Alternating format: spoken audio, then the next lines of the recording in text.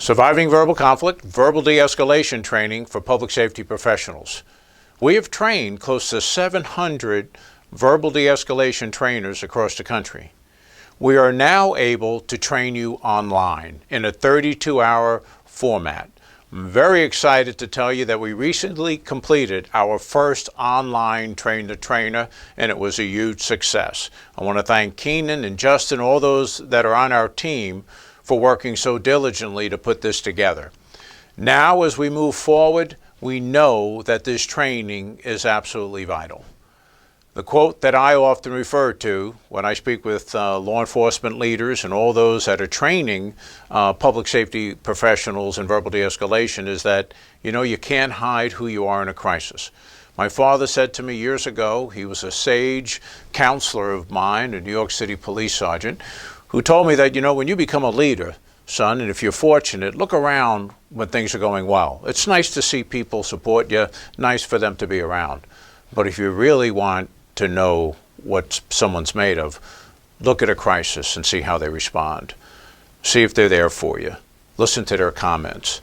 And from that, I've derived the statement that you can't hide who you are in a crisis.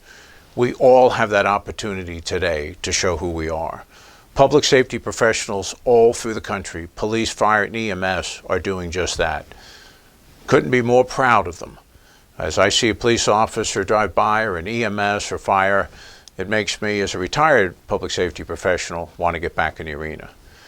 What can we do as a small training and consulting group?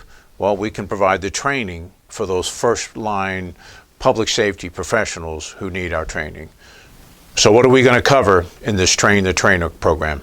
Well, we're going to take the very successful class that we've administered and teach the trainers how to provide this class in that online format.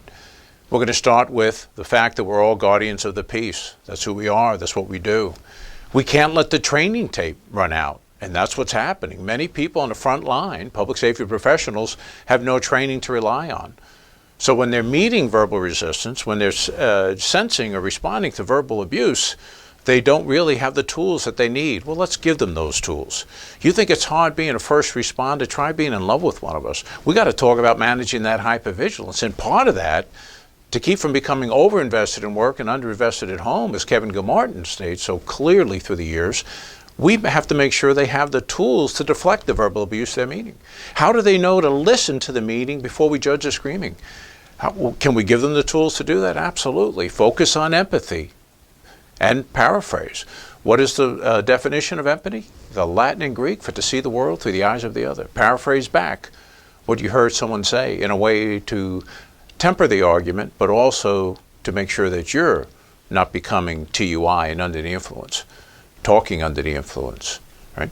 Under the influence of anger, rage, anxiety that we can fall prey to without the right training. Let's focus on that first, safety. There's times that we have to act. There's times that there's time to talk and there's time to act. We need to prepare the officers for that, and the EMS and the firefighters. When is it time to tactically disengage? There's times to talk and there's times not to talk. There's times to act. Well, why is it, though, that we fall prey to being rope-a-dope? Why is it that people just take us in? What did the champ say? Right? What we know is to avoid a power struggle is the essence of what our training is, so that we give them the tools that they need. What did the champ say? If you want to rope-a-dope someone, get them off their game, no, don't put fear in them. That doesn't work. Make them angry. You see, you don't put fear in people, he said. You make them angry. Once you make them angry, they're yours. Are we training our officers to witness this, and firefighters and EMS to witness this in themselves? Are we creating jeopardy? Are we not recognizing the fact that when we're off our game and we're in an ambulance getting upset with people and we're invading their personal space, could we be creating jeopardy? I think we need to talk about it. Are there people in the healthcare, in the police, and the fire that we refer to affectionately as shitstorms that stir it up wherever they go? Are we confronting them? Are we training our men and women to be able to recognize that? And not just for the leader to step in, but also for peers to step in? Are we understanding that the language of the street, where some people think you got to talk a certain way to get people to comply with you, is not true? Actually, it's nonsense. That if you're speaking the language of the street, You're not just agitating people, you're doing more harm than you are good. So what's the course going to be focused upon? Aristotle. Be patient. We're not going to have a complete lesson of philosophy, but what we are going to find out is what's effective. What did he find thousands of years ago? What did he find about the great persuaders of his day, whether it was in oratory or written form? What did he find? How did they use speech to persuade? What did they do? Well, they did three things. They used their ethical appeal, their credibility, they made a logical argument, and then they used an emotional appeal to it, that what made it important in all of our best interest. We're going to review every one of these principles in a three-step approach that can easily be translated to both home and at work. I'll take a continuum that we've applied where we're going to take Aristotle's ethos, logos, and pathos for his persuasion, and we're going to move our officers and firefighters and EMS professionals through how to build their case, make their argument, give a logical reason, bring an emotional argument to the table, why it's important for us to do this, use commander's intent, and then in many cases find that we can be more persuasive than we ever realized.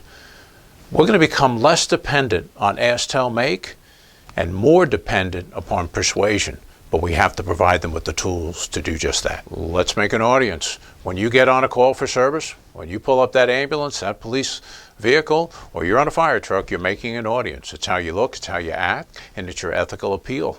Are we making audiences? We have to spend a great deal of time providing our public safety professionals what are the exact fundamentals of verbal deflection. How do we keep from getting rope-a-doped? How do we, in essence, jump over that? How do we deflect it? It's like a traffic detour. What do we use? What are the words that we use to keep from becoming emotionally overinvested in a situation? Let's go step by step and providing the officers and firefighters and EMS professionals with the specific tools that they need to get the job done. Then, contact and cover, verbal contact and cover. Well, we know contact and cover, and we'll step up for our peers in an emergency in a second. That's who we are. We always take care of our peers, and we take care of the good citizens we're providing service to. But what happens when we are in a verbal situation and no one acts? Let's ask the question, why didn't we act? Let's talk about groupthink and bystander effect and diffusion of responsibility. And what Latané and Darley discovered is the power of one, that one person will step forward. Our public safety professionals are incredible people, but they've not been given the tool for them to be able to help one another. What is the power of one? One person to step in and help a fellow professional in the public safety arena keep from losing their career. And the bottom line is it's game day. Public safety professionals on the front line, our first responders in particular, need the very best skills that we can muster for them to be prepared to handle the verbal abuse that they are currently confronting. The COVID-19 pandemic is presenting challenges to us, the likes of which we've never seen before. I want to make certain that we provide the best training possible for all the public safety professionals so that they can deflect the verbal abuse and enhance their safety. Please visit our webpage where we have a considerable amount of research briefs supporting our training and which could provide you with support today. All free of charge. Download them and distribute them. If you're interested in attending our verbal de-escalation training, just contact us. This Train the Trainer course online is already becoming very successful. And we stand ready to help all of our men and women of the public safety community. And on a personal note, thank you for all that you're doing.